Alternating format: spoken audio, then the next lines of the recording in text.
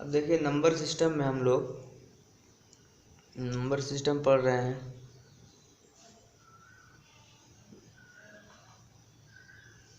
Number system में हमने आपको कुछ क्वेश्चन लगाने के लिए दिया था, बहुत बच्चे लगाए भी थे, सही भी था, ठीक है।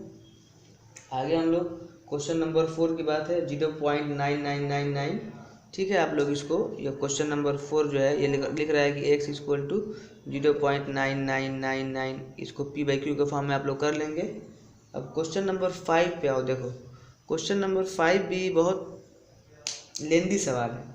जैसे कह रहा है कि what can the maximum number of digit in the repeating block of the digits in the decimal expansion of 1/7, perform the division to check your answer. हमको डिवाइड भी देना है, मतलब 1/17 को जब हम डिवाइड देंगे तो कितना नंबर रिपीट करेगा, रिपीट करने वाले डिजिट कितने हैं गिन के हमको बताना है। तो हम क्या करेंगे, 1 में 17 से डिवाइड देंगे, और ये हम नहीं देंगे, आप लोग देंगे, ठीक है। थोड़ा सा हम परफॉर्म कर देते हैं। ये तो क्लियर है कि ये 1/17 है, रेशनल नंबर होगा, तो रेशनल नंबर होगा तो रिपीटिंग होगा, रिपीटिंग होगा, टर्मिनेटिंग तो होगा नहीं, क्योंकि नीचे 2 और 5 किया, केवल 2 5 होता है तो टर्मिनेटिंग होता है।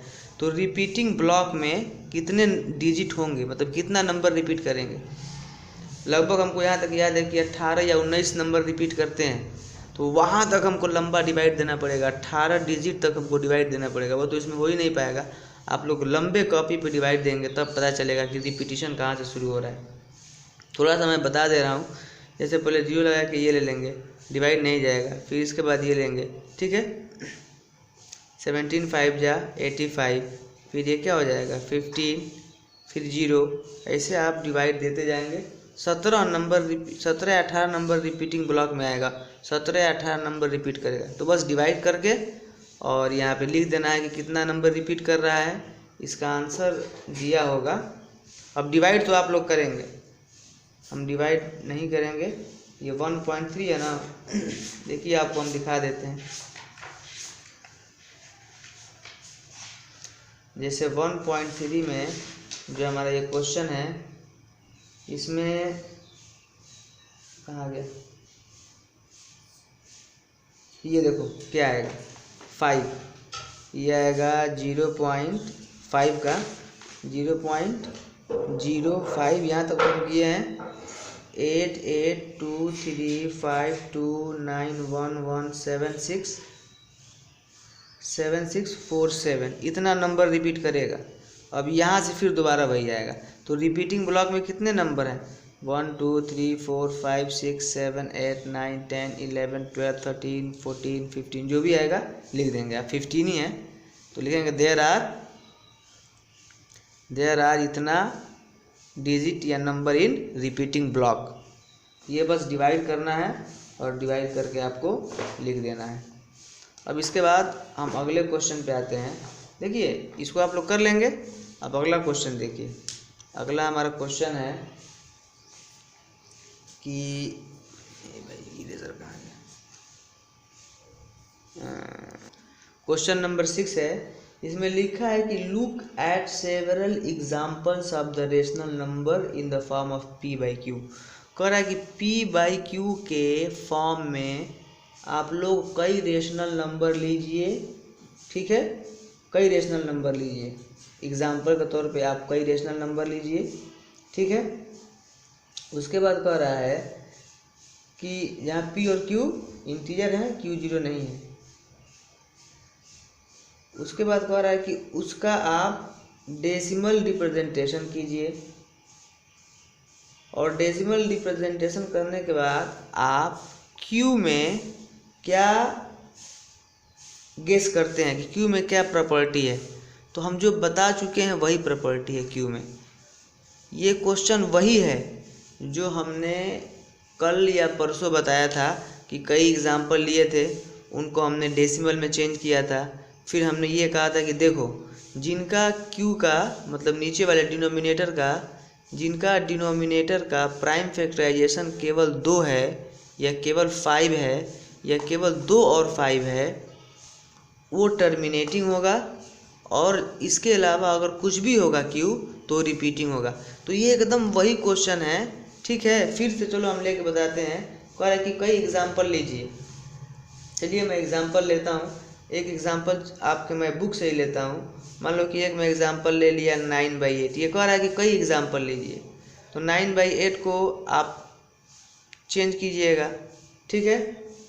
और उसके बाद मान लो कि एक ले लेना आप लोग दूसरा 2/11, इसको भी आप चेंज कीजिएगा। मैं आपके बुक से ही ले रहा हूँ, एग्जाम्पल खुद लेना है और इनको डेसिमल में चेंज करना है और उसके बाद इनमें क्या प्रॉपर्टी है वो बताना है, ठीक है। एक फिर हम एग्जाम्पल ले लेते हैं आपका कोई दूसरा एग्जाम्पल ले लेते हैं। मान लो कि ले लेते हैं 5/5 मतलब नीचे 5 लो, इसमें केवल 2 वाला आ गया ना। अब ऐसा लो कि नीचे केवल 5 है। 1/25 ले लो और एक एग्जाम्पल ले लो। सेवरल एग्जाम्पल लेना है। अब एक ले लो 20 है, ऊपर मान लो कि 7/20 ले लो। तो ये हमने कुछ एग्जाम्पल ले लिए। अब इनको डेसिमल में चेंज करना है, तो डेसिमल में मैं बारी बारी से चेंज करके देखता हूँ। 9 में 8 से डिवाइड देंगे। मैं डेसिमल में चेंज करके लिख देता हूँ, 1 मिनट रुक जाओ।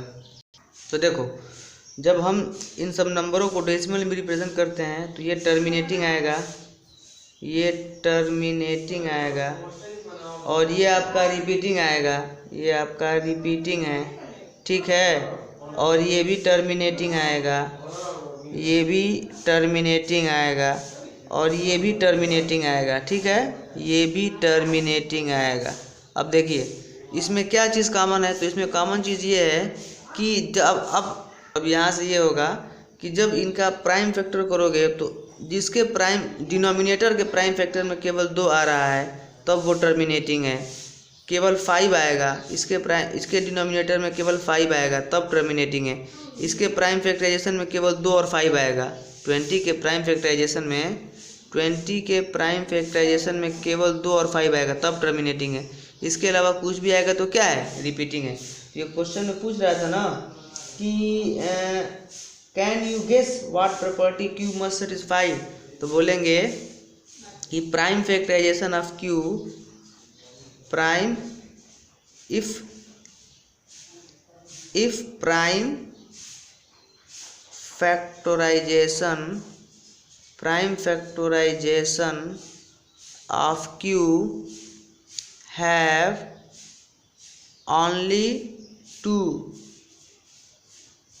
or only 5 or only 2 and 5, then rational number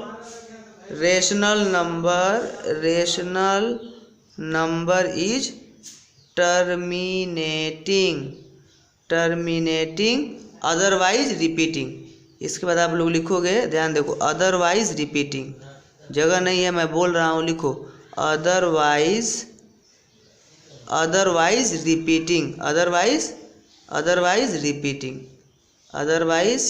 repeating. तो हम यही चीज़ गेस करते हैं कि अगर डिनोमिनेटर, ये इसका आंसर हो गया, यही सवाल का यही सॉल्यूशन है क्वेश्चन नंबर 6 का। यहाँ पूरा लिखना है अदरवाइज रिपीटिंग, ठीक है। तो हम यही गेस कर रहे हैं कि अगर डिनोमिनेटर माने क्यू का प्राइम फैक्टराइजेशन में केवल 2 आएगा, इसमें केवल 2 आएगा तब ये टर्मिनेटिंग। 11 आ गया, मतलब 2 और 5 और 2 5, इसके अलावा कुछ भी आ जाएगा तो रिपीटिंग होगा, ठीक है ना। नोट कर लीजिए। क्वेश्चन नंबर 7 है। क्वेश्चन नंबर 7 मैं नहीं बताऊंगा, इसमें लिखा है कि राइट 3 नंबर ऐसा लिखा, 3 नंबर ऐसा लिखो जिसका decimal expansion non terminating non recurring, मतलब नॉन टर्मिनेटिंग नॉन रिपीटिंग हो। नॉन टर्मिनेटिंग, उसके बाद नॉन रेकरिंग, ये रेकरिंग का मतलब रिपीटिंग, नॉन रेकरिंग, ऐसा 3 नंबर लिखो जो नाइदर टर्मिनेटिंग नॉर रिपीटिंग हो। वही मतलब नाइदर टर्मिनेटिंग नॉर रिपीटिंग, मतलब 3 इरेशनल नंबर लिखो डेसिमल के फॉर्म में, यह आप लोग करेंगे। ठीक है, अब 8 नंबर देखिए। 8 नंबर क्वेश्चन है, find the 3 different irrational number between rational number 5/7 and 9/11। कह रहा है कि 5/7 और 9/11, 5/7 9/11 ये दोनों क्या हैं, 5/7 9/11 रेशनल नंबर हैं। इन दो रेशनल नंबर के बीच में हमको 3 इरेशनल नंबर फाइंड करना है। तो सबसे पहले इनको हम क्या करेंगे, इनको हम चेंज करेंगे डेसिमल में। जैसे 5/7 है तो डिवाइड करना पड़ेगा, 5/7 कितना आएगा। ठीक है, तो अब डिवाइड करके हम डेसिमल के फॉर्म में लिखते हैं। तो हमको इन दोनों रेशनल नंबर के बीच में इरेशनल नंबर फाइंड करना है। तो सबसे पहले इनको हमने चेंज कर लिया डेसिमल फॉर्म में। अब इनके बीच इरेशनल नंबर लिखना है, 3 लिखना है, इनके बीच 3 इरेशनल नंबर लिखना है। मतलब देखिए ये 0.71 से बड़ा और 0.81 से छोटा और इरेशनल नंबर हो।